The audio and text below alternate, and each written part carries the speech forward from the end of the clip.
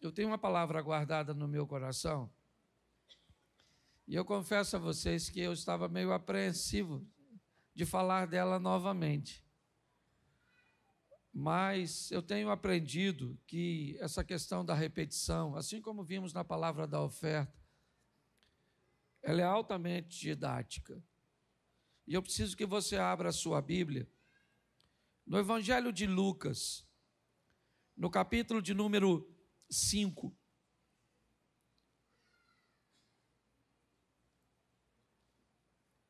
A partir do versículo 1.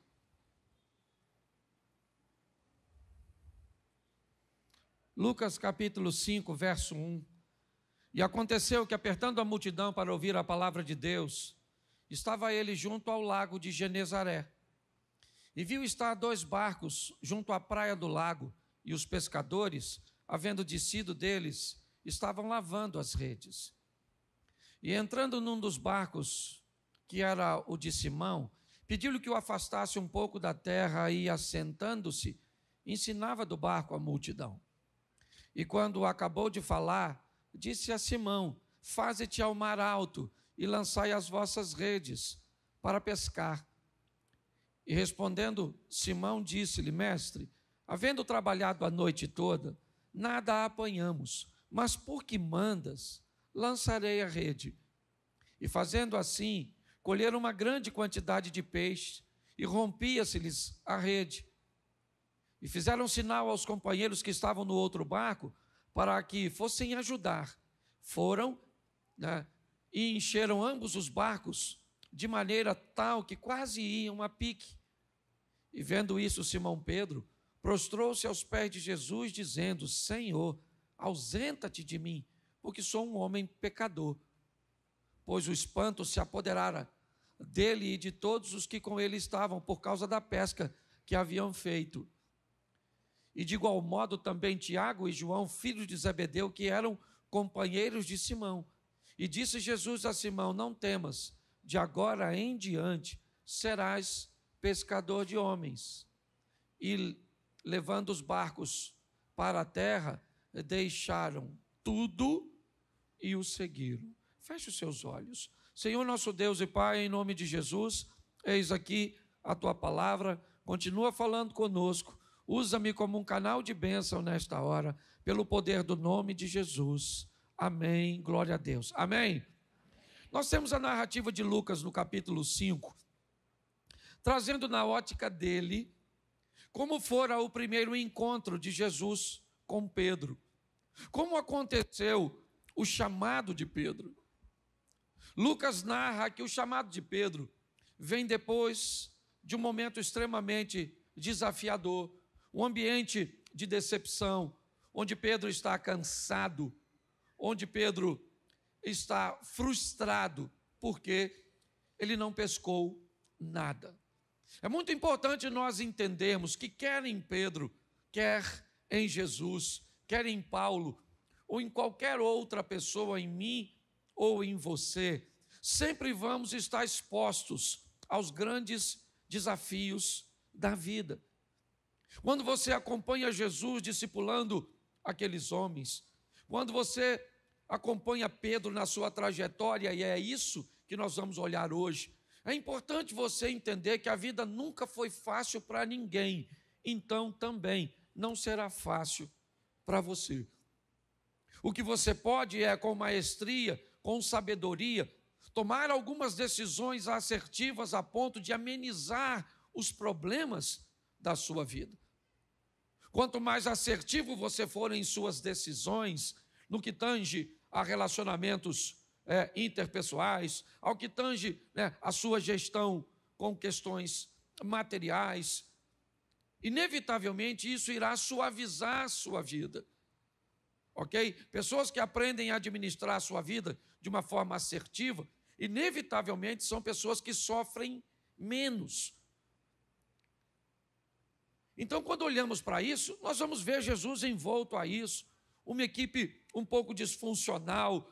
Nós temos Tiago e João querendo sentar em lugares privilegiados, Pedro reclamando do acontecido, Jesus fazendo uma terapia de grupo. Ele é incompreendido por alguns ótica de Judas, que esperava um revolucionário, certo? Tem dificuldade de lidar com André em alguns momentos, com Filipe. Sempre foi um grande desafio. Mas também para aqueles que resolveram viver com Jesus, o desafio não era diferente.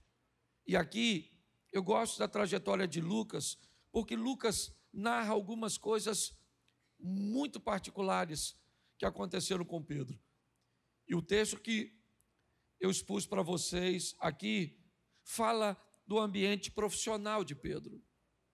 Pedro está preparado ou se preparando para ir à pesca noturna, junto com seu irmão André, Tiago e João, certo? E com o pai de Tiago e João, Zebedeu. Eles têm uma pequena cooperativa de pesca. Eles sobrevivem daquilo. Pedro não é aquele que sai à noite para pescar por hobby. Ele não é aquela pessoa que, se o resultado não for bom, ele tem uma outra fonte de renda. Ele é um trabalhador que sai de casa para obter resultados, para levar recursos para casa. É um serviço pesado, cansativo. Há um ambiente de insegurança muito grande. Ele precisa lidar com uma série de variáveis e de fatores, como o vento, como, certo, não vou dizer maré, porque eles estão num lago, mas há uma série, a temperatura da água, uma série de fatores que poderia fazer dele alguém bem-sucedido. Me parece que Jesus já escolheu a base de seu ministério pescadores, porque eles não podem ser pessoas fracas. Pescadores precisam aprender a lidar com frustrações. Pescadores precisam aprender a lidar com o cansaço, com o ambiente, com vencer o sono, a lutar muitas vezes contra o vento. Me parece que na base de seu ministério, Jesus prepara pessoas prontas para, independente como tenha sido ontem, essas pessoas não podem desanimar, elas têm que prosseguir, elas têm que continuar. Pedro está vivenciando este momento, provavelmente trocando seu barco de lugar, avaliando aquele mar com a ótica de sua expertise, de suas experiências anteriores. Para você ter noção, um pescador, certo, profissional, ele é tão hábil que ele pode perder uma rede no mar e saber onde a rede está. Eu não sei se você já pescou com alguém assim, Elzinho, que às vezes a rede solta e você olha para o mar, é tudo igual, você não tem um ponto de referência. Mas a habilidade é tão grande que ele consegue muitas vezes passar uma garateia, certo? Colocar alguma coisa para recuperar essa rede. Quando nós olhamos a habilidade de Pedro, ele é habilidoso. Ele vai pescar a noite toda, mas aquele dia ele não pesca nada. O dia está amanhecendo e, ao olhar para o fundo de seu barco, o que Pedro vê é um vazio. Não tem grana, não tem dinheiro, não tem recursos. E é assim que ele vai voltar para a praia. Tudo bem, um pescador sabe que um dia é do pescador e o outro dia é do peixe. Ele sabe que não dá para ganhar todas, não dá para vencer todas. Ele precisa estar pronto para entender que em algumas adversidades e batalhas nós vamos perder. Mas nós não vamos perder a guerra. Essa é a grande verdade. Mas batalhas nós precisamos estar preparados para lidar com frustrações, com perdas, com danos, com traições, com perseguições, com adversidades. Essa caminhada cristã não é feita para gente mole, pelo menos no que tange a vida. No que tange a salvação, o que nós precisamos é crer em Cristo. Mas é muito mais do que ser salvo. Antes de ir para lá, nós temos uma vida para apresentar aqui nesta terra. Pedro está vivendo isso. E o que ele olha é o dia amanhecendo, o sol, o tão desejado sol, para a maioria, certo, daqueles que esperam amanhecer para trabalhar, é a resposta de que aquela noite foi frustrante para Pedro. Ele não pegou nada, nada. O que ele tem é cansaço. Volta para a praia com seus amigos. Eles estão provavelmente em 2 embarcações. Com barcos vazios, Pedro olha agora para a sua rede. E o que tem na rede é exatamente o que ele não gostaria que tivesse. trabalho. Apesar de não pegar nada, a sua rede voltou suja. As algas, as sujeiras estão na rede. Ele não pode deixar e guardar a rede suja daquele jeito. A umidade, inevitavelmente, ela vai danificar as malhas da rede. O ontem foi ruim e o que ele deixou? Resíduos desagradáveis. Mas se eu não tirar esses resíduos do ontem, a Bíblia diz que todo dia traz consigo o seu mal. O resíduo de ontem se acumula com o de hoje que um de amanhã, e já você está pessimista, negativista, olhando para a vida com uma perspectiva de fracasso e achando que não há sucesso para você. Eu não sei como foi seu ontem, mas Deus manda te dizer, se ele foi bom ou ruim, ele passou. Se ele foi bom o suficiente, ele não foi bom o suficiente para te dar condições de viver dele o resto da vida. Se ele for ruim, ele não foi ruim e danoso o suficiente para matar você. Ele passou. Bom ou ruim, se você ganhava muito dinheiro ou não ganhava nada, se você tinha muita saúde ou estava doente, não interessa como foi seu ontem. Hoje de manhã eu falei sobre o passado como um dos fundamentos aqui para os casais. Mas Pedro é alguém que consegue olhar para as suas redes e dizer, eu estou cansado, mas eu vou lavar. Eu estou cansado, mas eu vou limpar. Eu vou tirar. Por isso que depois de um dia exaustivo, é importantíssimo lavar suas redes. Todos os dias, pegue alguns minutos para dobrar seu joelho. Ou às vezes nem de joelho dobrado dá. Às vezes você, certo, está deitado ou está sentado, não sei, ou está dirigindo. Mas tire uns momentos para falar com Deus sobre as suas redes, sobre as malhas de suas emoções, sobre aquelas coisas que você gostaria que fosse diferente, mas não foram. Pedro está lavando sua rede. Ele vai para casa dormir. É isso que ele quer descansar. Por quê? Porque à noite ele vai pescar de novo. Mas ele não pegou nada, pastor. Não é a primeira vez de Pedro. Provavelmente ele não pegou nada muitas vezes. E apesar de toda a frustração, ele sai para pescar de novo, de redes limpas. Ele vai sair para pescar. É importante você entender isso. Vocês sabem o conceito e a visão que eu tenho de casamento, mas eu não sei o que aconteceu com o seu casamento anterior. Eu só sei que a sua vida não terminou e você precisa prosseguir. Eu não sei o que aconteceu com o seu emprego anterior. Eu não sei o que aconteceu. Mas eu preciso que você entenda, se você quer andar com Jesus, você vai receber dele forças para prosseguir, porque o justo vive da fé, ele não retrocede, ele vai adiante para a conservação da sua alma. É assim que funciona. Por pior que tenha sido ontem, levanta a cabeça, lava essas redes e vamos embora pescar de novo. Eu sei que é terrível para mim falar isso, mas não deu certo, casa de novo.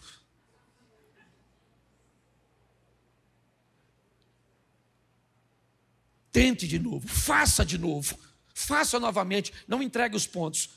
Ao lado dele você pode, certo, viver coisas incríveis. É lógico que eu falei caso de novo, mas tenho uma série de restrições no que diz respeito a isso. Mas vamos voltar aqui.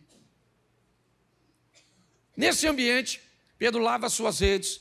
Quando vem na praia, Jesus provavelmente trazendo consigo um grupo que ainda não era um grupo tão grande de pessoas. Vem ele envolto numa multidão, a multidão já o apertava para querer ouvi-lo, e Pedro está terminando de lavar suas redes, jogando no barco, e ele vai para casa comer alguma coisa, provavelmente, e vai dormir para pescar de novo. Jesus vem andando na praia e entra no barco do Pedro. O texto não diz que ele pediu para entrar, ele entrou e falou, bota seu barco na água, porque eu estou a fim de pregar, porque está ruim de pregar aqui. Vou fazer do seu barco um ambiente de pregação. Pedro deve ter pensado. Se você olhasse para o Jesus lá da frente, você diria, nossa, que honra! Puxa vida, eu queria ser dono do barco. Se você já soubesse quem era, agora se há um cara entra no teu barco e diz, vamos, você falou, maluco, que parada é essa? Rapaz, eu estou cansado pra caramba, vou comer um negócio e vou dormir. Mas como provavelmente Jesus estava envolto numa pequena multidão, Pedro cede o apelo, puxa o barco e ancora, estabiliza o barco para Jesus falar daqui, né, ou do barco para a multidão. E Pedro está lá também. Olha como é que Jesus é. Pedro estava cansado, sim ou não? Pedro está com sono, sim ou não? Se Jesus usa o barco e não leva Pedro, provavelmente Pedro ia falar: Jesus, vamos ancorar aqui, valeu? Prega aí, depois dá uma puxadinha, porque eu vou para casa dormir. Pedro está dentro do barco, ou seja, não tem rota de fuga. Jesus está pregando e ele está lá. Está com sono, sim ou não? Mas está lá no barco, porque tem dia que você vem para a igreja com sono, sim ou não? Isso. Pedro está preocupado porque não pegou nada, sim ou não? Tem dia que você vem também. Eu imagino Jesus falando, né? Vou te levar para o céu. E Pedro estava falando: precisava de um peixe. Certo? Já já vou mandar o Espírito Santo. Ele falou: rapaz, o que eu vou falar com a minha mulher que não peguei nada? Sim, você já veio para a igreja assim? Com a mente em outro lugar, cansado, com sono. Sim, eu esse dia estava pregando, eu vi que tinha uma turma cansada na igreja, e falei assim: quem quer ir para o inferno? Fala amém. Lotou 2 ônibus. Eles estavam tão cansados, desconcentrados, coitado, certo? Mas eles estavam ali. Isso é que legal. Talvez hoje você está aqui cansado, aborrecido.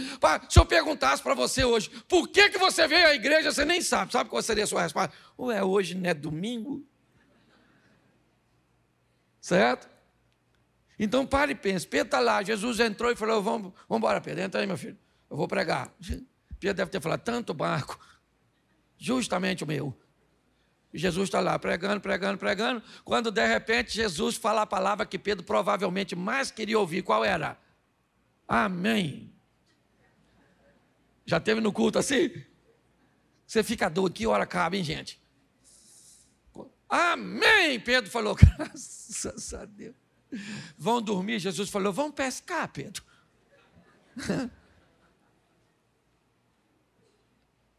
Pedro falou: pescar. Nossa, fiz isso a noite toda. Peguei nada. Se de noite não peguei, de dia não vou pegar. Aliás, ele deve estar me chamando porque é carpinteiro. O pescador aqui sou eu. Aí Pedro falou: ó, falar a verdade para o senhor, deixa eu abrir meu coração que nós estamos nos conhecendo agora. Pesquei a noite toda, ô mestre. Tá? Não peguei nada. Dá uma olhada aí para ver se tem algum peixinho.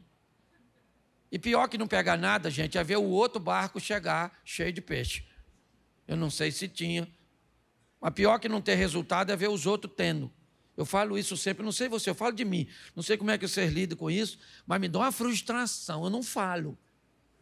Você tem inveja? Não, né? Pois é. Eu queria não ter, mas eu tenho. Você compara o seu número com o dos outros? Não compara.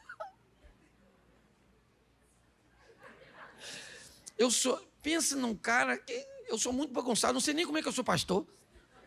Porque para mim ser o que eu sou, eu tenho que lutar tanto contra mim mesmo, que é terrível. Aí eu vejo os outros, pessoal não... Esse dia o cara falou comigo: pastor, olha só, hoje eu vivo uma vida com Cristo, passo uma mulher bonita, eu não olho, eu não sinto nada. Eu falei: cara, sai de pé de mim, que eu vou contaminar. Eu vou estragar você, rapaz, eu sou má companhia para você. Você consegue entender? Nós estamos num processo evolutivo, sim, de caminhada, crescendo. Pedro está ali vivendo o momento dele. E Jesus diz: vamos pescar? Ele falou: vamos. Mas não peguei nada, a noite toda não peguei nada. Mas, eu não sei se foi ironicamente, porque o pescador era Pedro e não Jesus. Pedro diz assim: vamos pescar, então vamos. Onde eu jogo a rede? Onde? Só vou lançar a minha rede onde o Senhor... E Jesus, para dificultar, falou: então leva o barco para o fundo. Não podia trazer os peixes para o raso?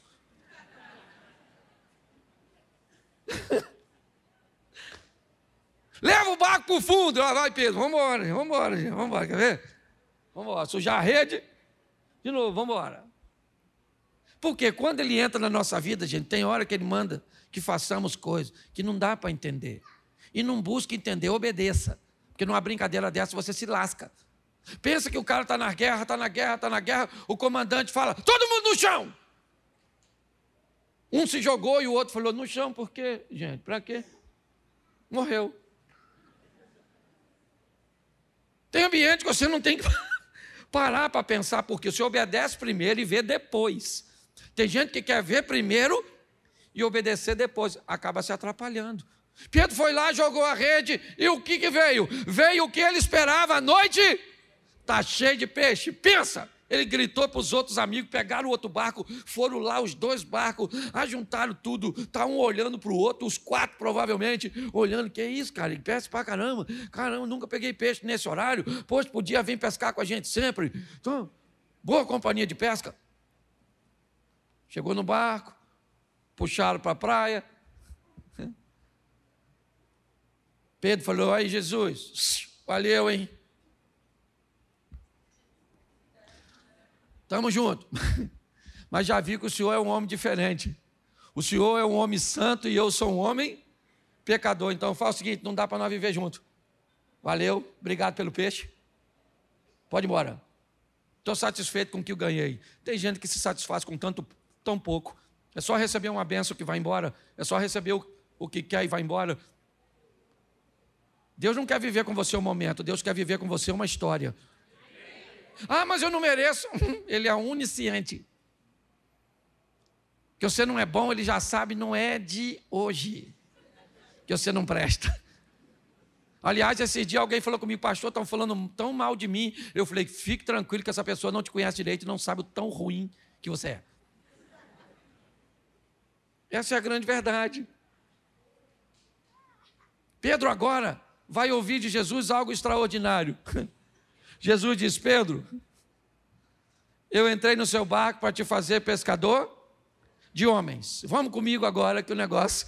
Vamos estar juntos. Nós vamos estar juntos, só não vai ser no barco. Pelo menos no que diz respeito a esse tipo de pesca. Vem comigo e eu vou te fazer pescador de homens. Eu gosto da narrativa de Lucas, ainda que venha um pouquinho fora da colocação. O texto diz que Pedro leva Jesus para sua casa. Na história bíblica, nós já vimos Jesus na casa de algumas pessoas de uma forma muito esporádica, mas da de Pedro não. Ok? Você vai a Cafarnaum, está lá a casa da sogra de Pedro, e ali Jesus fez uma base. Eu gosto dessa coisa, do cara que tem um encontro com Deus, mas o primeiro lugar que esse cara leva a Deus é para dentro da sua casa. Pedro é um exemplo de que o verdadeiro crente começa em casa, de que os verdadeiros milagres começam na sua vida particular. Jesus vai para a casa de Pedro, porque Jesus disse, eu vou viver com você uma história. Pedro era casado, apesar da Bíblia não falar da esposa dele. E ali, Jesus vai operar um milagre naquela casa, naquela família. Por quê? Porque estava lá a sogra, provavelmente, a esposa de Pedro, algumas pessoas, né, da comunidade. É porque às vezes nós imaginamos as casas da Bíblia e o bairro como se fosse o nosso. Mas Cafarnaum, nos lugarejos menores naquela época, era basicamente uma cozinha comunitária. Era quase como uma estrutura onde a construção era meio circular, ok? E ali no centro se tinha uma cozinha, bem próxima de uma cozinha comunitária. Era mais seguro para se controlar as crianças, para compartilhar. As casas, na verdade, elas tinham a função, pelo menos da classe mais baixa, apenas para abrigar as pessoas à noite para descansar. É muito quente, não dava para ficar. Então, quando nós olhamos para aquilo que está acontecendo naquela casa, é a extensão do que Jesus estava fazendo na vida de Pedro. Quando Jesus vai para a casa dele, chega lá e encontra uma pessoa doente. Quando Jesus cura aquela pessoa, o que Jesus está dizendo para Pedro é o seguinte: minha história não é apenas com você, eu quero mostrar a você que se eu for contigo, eu posso guardar e intervir na sua casa. Eu posso fazer por sua família o que você não pode fazer, Pedro. Eu posso fazer isso. É importante nós entendermos como Pedro vai viver essas coisas. Ele viveu coisas com Jesus que ninguém viveu. Ninguém viveu o que Pedro viveu. Ele viu, ele presenciou coisas. Ele ouviu coisas de Jesus que ninguém ouviu. Para trás de mim, Satanás. Rapaz, se eu falar isso com um discípulo aqui, provavelmente o cara nem volta. O senhor me chamou de Satanás? Satanás é o senhor, sua mãe. Jesus falou para ô Pedro, amanhã você vai me negar 3 vezes. Ele falou, vou nada. Ele falou, vamos ver, antes que o galo cante, você me nega 3 vezes. Pare e pense na história que este cara viveu. Ele viu a transfiguração. Ele presenciou e experimentou coisas extraordinárias. Sabe por quê? Porque ele aceitou o convite. Não foi fácil para Pedro. Não foi. Tanto não foi fácil que Pedro volta a pescar, achando que não tinha mais possibilidade dele seguir. Mas ele andou sobre as águas. Ele teve o privilégio de ver Moisés e Elias na transfiguração. Ele viu milagres acontecer na sua casa, no seu barco, na sua vida, por causa do seu nível de entrega. O grande desafio desse ambiente que nós estamos vendo são pessoas que não estão preparadas para as adversidades, para os problemas, para as crises, para as palavras que não são agradáveis, pelas versões que falam a nosso respeito. Às vezes não serem tão confortáveis. Quando pessoas falarem de você, 2 coisas podem acontecer. Elas podem estar falando verdades. E quando alguém falar de você verdades que precisam reposicionar você, não se preocupe, reposicione-se. Mas o que elas podem falar de você é mentira. Então, a única forma de falar de seus erros será mentir a seu respeito. Nós precisamos entender e vivenciar isso. A vida cristã não é para amadores, como a turma tem brincado. Não é para gente mole, não. Lá vai o Pedro, é verdade. É muito legal estar vivendo aquilo tudo? Sim. Mas vai ver onde eles andavam, onde eles sentavam para comer. Vai ver onde eles dormiam. Vai ver se eles eram bem recebidos em todos os lares. Vai ver quando Jesus entrava num ambiente que Pedro ficava de fora, o que é que as pessoas vinham conversar com ele? Mestre, tem demônio, isso é comilão, isso anda com pecador, isso não é gente boa, isso é um charlatão. Isso, você acha que é só você que hoje ouve falar da igreja, ou mal da igreja, ou mal de Jesus? Não. Pessoas que vão andar com ele sempre tiveram que sobreviver a tudo isso. Nós precisamos entender isso. Pedro está lá, é verdade, aproveitando oportunidades de andar sobre as águas. E eu gosto disso, Mateus 14, a partir do 22. Jesus disse aos discípulos, vão para o outro lado, que eu vou mais tarde, eu vou despedir a multidão primeiro. Eles vão. Escurece, Jesus não aparece, o vento é contrário, há uma dificuldade, preste atenção, Marcos capítulo 4, a partir do verso 35, Jesus repreende o vento e o mar, o que indica que ele tem autoridade sobre vento e mar. Mateus 14, 22, ele manda os discípulos atravessarem o mar e o vento era contrário, aquele que manda eles irem, não avisa o vento, que é para cooperar, porque Jesus não está querendo cooperação para aqueles discípulos, Jesus está dificultando para eles, porque está forjando eles, porque está preparando eles. Você sabe por que seu casamento enfrenta a crise? Não é para você se divorciar, é para você se tornar um homem melhor, uma mulher melhor. Sabe por que você precisa enfrentar adversidades financeiras e muitas vezes passar um período com poucos recursos?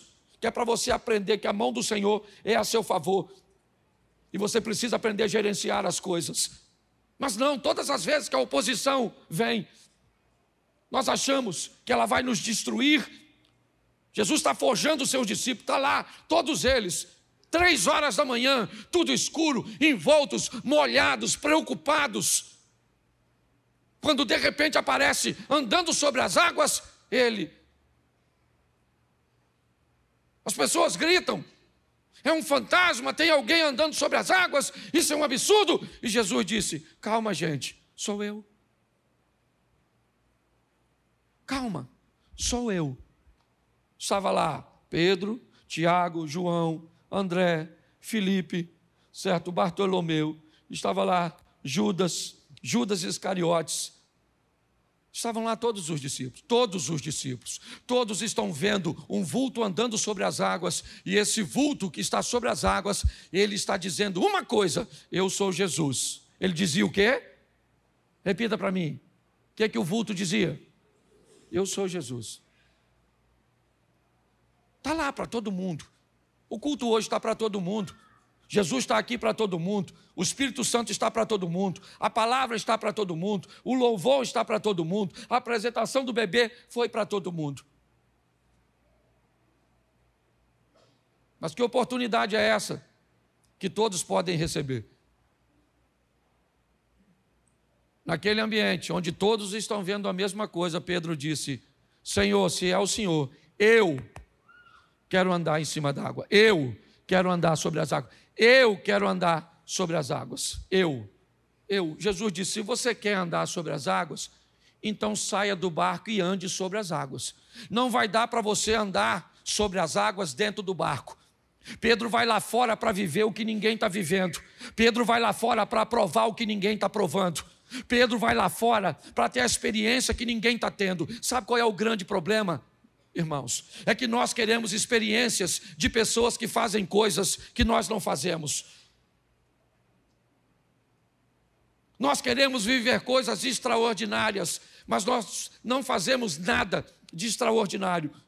Nós queremos viver o incrível, provar o sensacional, gostamos das experiências dos outros, mas sequer imaginamos o que pessoas fazem para viver tais experiências.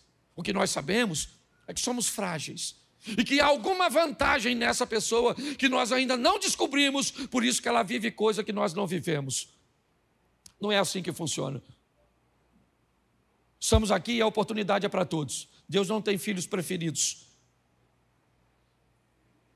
Mas pessoas saem daqui para tomar decisões diferentes das outras.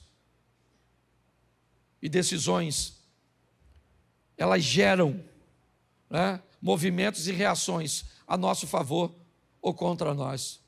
Pedro sai e anda sobre as águas, e 11 discípulos ficam olhando o Pedro andando sobre as águas. Porque Jesus gostava mais de Pedro? Não.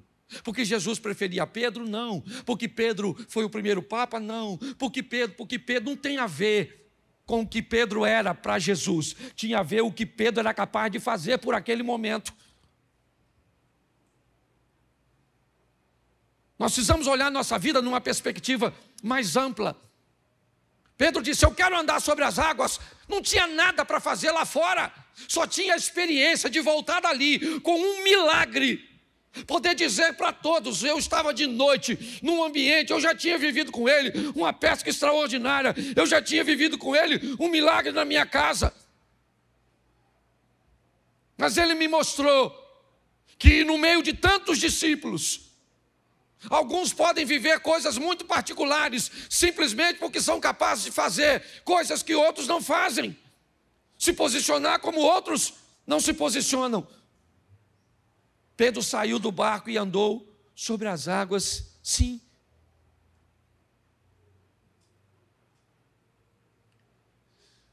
Mas um dia Jesus disse para ele: Pedro, o diabo, olha que coisa interessante, ele me pediu para agir sobre a sua vida. Que história! Pô, gente, aí é meio louco, não é? Então quer dizer que o diabo precisa da autorização de Deus para mexer na nossa vida? Bom, isso também dá para ir no Velho Testamento e dar uma olhadinha em Jó. Tendo visto o meu servo Jó, íntegro, fiel, que me teme, que se desvia do mal, o que o diabo disse para Deus? Mas também, tudo que ele tem o Senhor protege. Antes da Bíblia dizer que Deus protegia tudo o que era de Jó, a Bíblia diz que Jó vivia uma vida íntegra. Aí eu pergunto a você, quem é que protegia a vida, a casa e os bens de Jó? Deus ou Jó? Jó. Era ele. Para o diabo agir na sua vida, você tem que autorizar. Você autoriza. É você que fecha a porta. Você viu a palavra de oferta? É você que fecha a porta ou abre a porta. É você que fecha a porta ou abre a porta da sua casa. É você que fecha ou abre a porta de suas emoções. É você que faz isso. A grande questão, gente, é que nós estamos aguardando um Deus que nos transforma. E a Bíblia não diz isso. Não diz. A Bíblia não diz que Deus vai te transformar. A Bíblia diz: transformai-vos. Jacó vira Israel? Sim. Quem transformou Jacó em Israel? Jacó. Quando ele diz: eu não quero mais isso para a minha vida. Eu não quero, chega, eu não vou te deixar antes de você me abençoar. Que benção o cara quer? O cara é rico, cheio de filhos, o cara é próspero, esse é Jacó. Mas ele diz: mas eu quero ser mais do que isso. E o anjo diz: como é que é seu nome? Ele diz: o meu nome é Jacó. Ele diz: então a partir de hoje, seu nome não é mais Jacó, seu nome é Israel. Quem transformou Jacó em Israel? Foi o próprio Jacó, quando ele decidiu que a vida de Jacó não cabia mais nele. Quando é que nós vamos olhar para a nossa vida, para o nosso casamento, para o nosso estilo, e vamos descobrir que ele não tem a ver com o nosso futuro, ele tem a ver até com o nosso passado. Mas chegou a hora de mudarmos de fase, de mudarmos de vida. Pedro vai viver isso, é isso que ele experimenta. Mas um dia, Jesus explica a ele como as coisas são. Eu vou ter que morrer. E Jesus disse: então, quem vocês dizem que eu sou? Quem? Uns disseram: o senhor é Elias, João Batista. E Jesus disse: Pedro, eu quero a sua opinião a meu respeito. Você que eu fiz um milagre no seu barco, você que eu fiz um milagre na sua casa, você que eu permiti que andasse sobre as águas, quem você diz que eu sou? Pedro disse: o Senhor é o Cristo, o Filho de Deus vivo, o Senhor é o Salvador, esse é o Senhor não é Elias, o Senhor não é João Batista, o Senhor não é Jeremias, o Senhor não é nenhum dos profetas do Velho Testamento. Jesus disse: bem fizeste tu, Simão Barjonas, que não respondesse segundo a carne e o sangue, mas o Espírito do meu Pai que está sobre você. Eu imagino Pedro falando: é isso aí, está vendo? Espírito de Deus sobre mim. Espírito de Deus sobre mim. Oh. Jesus falou: mas eu preciso avisar vocês, eu vou morrer e o negócio vai ficar difícil, a chapa vai esquentar. Pedro falou: morrer nada, rapaz, faz isso não. Faz isso não. Morre não, Jesus. Jesus falou: ah, Satanás. Alguém deve ter falado: Satanás. Certo? O cara estava cheio de Deus, agora já está cheio. O Pedro, imagine nós. Certo? Jesus falou para ele mais à frente: antes do galo cantar, você me nega 3 vezes. Pedro falou: aí. Nego nada, fique tranquilo, eu morro com o senhor. A guarda chegou, vazou todo mundo. Todo mundo. Eu gosto do Pedro, gente, eu gosto do Pedro, já estou terminando. Pedro foi embora, mas não foi, sabe? Você conhece aquele crente que vai, mas não vai, Eliseu? Às vezes parece que o cara desviou, o cara está. Cadê o cara? Desviou. Cadê? Você conhece os crentes assim? Eles estão, mas não estão.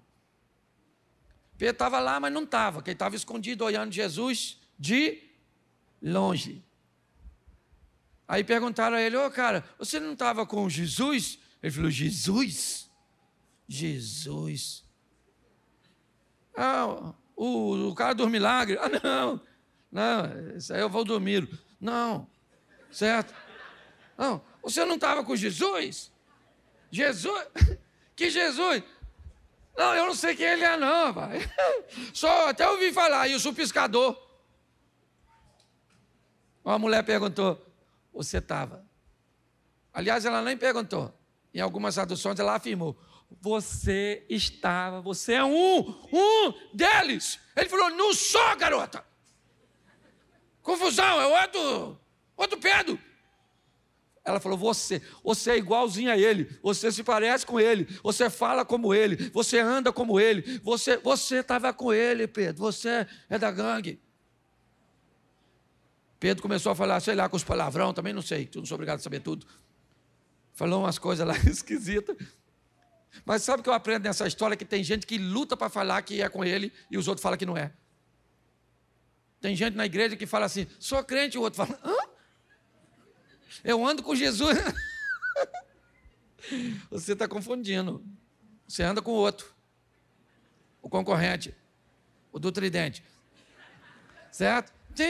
Tem gente que não precisa nem falar. Se você tentar falar que não é crente, você vai para a universidade, para a faculdade, você fala, você é crente? Fala, não sou nada. Você tem cara de crente, ó. Tem cheiro de crente. Você é crente? Não sou, rapaz, não sou. Sou pecador, mas pecador também sou, mas você é crente. Aí quem é que cantou? O tal do galo. Engraçado. A gente faz cada pergunta idiota, né? Estava eu na última caravana em Israel, um imbecil, tá gravando? Imbecil. É um imbecil que disse, supostamente, que o galo era uma desgramada de uma trombeta que se tocava. Alguém já escutou falar isso? Palhaçada, tá assim de galo lá. E não é de hoje que os galos. É um imbecil que falou isso, aí eu fui falar, passei uma vergonha, porque escutei uma praga de uma besta e acreditei num fake news. No meio da caravana, 50 pessoas, eu falei, vem cá, gente, esse negócio de galo era uma trombeta assim. Pensa. O que eu queria sumir, queria virar petróleo. Você está rindo, mas é sério. Então Jesus falou, antes do galo cantar, você me nega? Quando ele negou a terceira vez, o galo, ó, pensa, claro. Pensa a cara do Pedro. E Lucas diz que Jesus estava olhando para o Pedro, depois você lê, que eu não vou nem falar onde, mas está logo na frente. Eu imagino Jesus olhando para o Pedro, logo depois que negou. Ah, Pedro, não sabe quem eu sou não, né?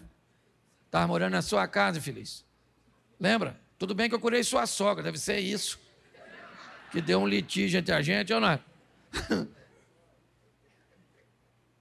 Pedro voltou a pescar, gente. Chateado, aborrecido. Sabe? Voltou a pescar. Está ele pescando, volta com o barco. Vazio de novo. Ô Pedro. Quando eles estão quase voltando, tem alguém lá na praia com a fogueirinha, com um peixinho assado. Ó, só mexendo no peixinho. O João, que enxergava melhor que o Pedro, falou, ô Pedro, Jesus morreu, Pedro? Pois é. Aquele que está lá, eu acho que é ele. Pedro deve ter falado, nada, meu filho, tem tanta gente que parecendo com ele que já até me confundiram. João falou, Pedro, é o mestre. Aí Pedro não aguentou. Ele já pulou do barco, sempre estabanado. Já vai ele correndo, tudo para Pedro era no extremo, ou era tudo ou era nada. Ele era desse jeito. Mas Jesus sabia. Aí chegou lá do outro lado. Devia estar com medo também, né, gente? Se fosse eu não ia sozinho, igual Pedro foi. É ele, João. Mas ele não morreu, João? Não, vamos esperar para ir todo mundo junto, que é mais seguro, não é? Vai que é The Walking Dead, um negócio assim, né? Chegou lá, Jesus olhou para o Pedro, e disse, Pedro, você me ama? Pedro deve ter lembrado. Deve ter pensado, amar eu amo, mas tem hora que é difícil. Jesus falou, então apacenta as minhas ovelhas, Pedro. Jesus pergunta de novo: Pedro, você me ama? Se usou 3 verbos diferentes, eu não vou entrar em questões disso, porque para mim não precisa. Pelo que eu estou entendendo, uma coisa era muito forte no interior de Pedro, as 3 vezes que ele negou. Então Jesus tinha que trazer o 3 novamente para tratar. E 3 vezes ele pergunta: você me ama, Pedro? E Pedro diz: o senhor sabe, mas não é fácil. E Jesus devia estar dizendo para ele que é fácil, eu não sei. Ou o que é fácil, certo? Eu sei que não é fácil. Mas eu sei que vai valer a pena, Pedro. Apacenta as minhas ovelhas. Evangelho nunca foi para pessoa fraca. Não. Morar no céu é a coisa mais fácil que tem. Para morar no céu eu preciso só do visto, do passaporte para entrar. E Ele é Cristo. Mas para viver na terra enquanto não vamos para o céu, aí temos que aprender a ser gente, amigos, vamos precisar ser irmãos, filhos, pais, sogras, cunhados, vamos precisar ser colaboradores, patrões, chefes, vamos precisar vencer a nós mesmos para virarmos gente. Hoje tem muita pessoa sem gente dentro, faltando gente dentro das pessoas. Vamos sair daqui para entendermos que o Evangelho precisa ser pregado, e muito mais do que pregado com palavras, vivido. E como Pedro, como um pescador, que venceu suas decepções, que ultrapassou as barreiras, que caiu, que levantou, que ouviu coisas boas, que ouviu coisas ruins, que em momento compreendeu o que ninguém compreendia, que no momento da prisão tentou matar o soldado. Essa foi a vida dele. Só que, como eu digo sempre aqui, o Pedro já passou. O Paulo já passou a história do Davi, do Salomão, do Abraão, do Jó. Agora é o Cláudio, o Osias, o Eliezer, a Adriana, a Poliana. Agora é o Washington. Agora é o Pedro, é o Paulo. Agora é a nossa vez. E o Evangelho precisa continuar sendo pregado, mas ele continua sendo para gente forte. Mesmo assentado, eu quero que você curve a sua cabeça. Feche seus olhos. Eu quero orar com você. Pai, em nome de Jesus, às vezes queremos viver e sentir coisas extraordinárias. Queremos um relacionamento inicial com profundidade. Entramos, ó Deus, e sem entendimento, sem comunhão, sem nenhum desenvolvimento relacional, queremos sentir, ver, ouvir, ter prognósticos do futuro.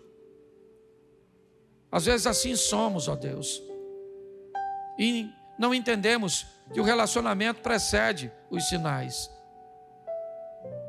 que precisamos, independente do ontem, da frustração, dos questionamentos, dos pecados, independente do que as pessoas pensam e acham e falam a nosso respeito. E diga-se de passagem, ó Deus, às vezes elas têm razão do que falam a nosso respeito.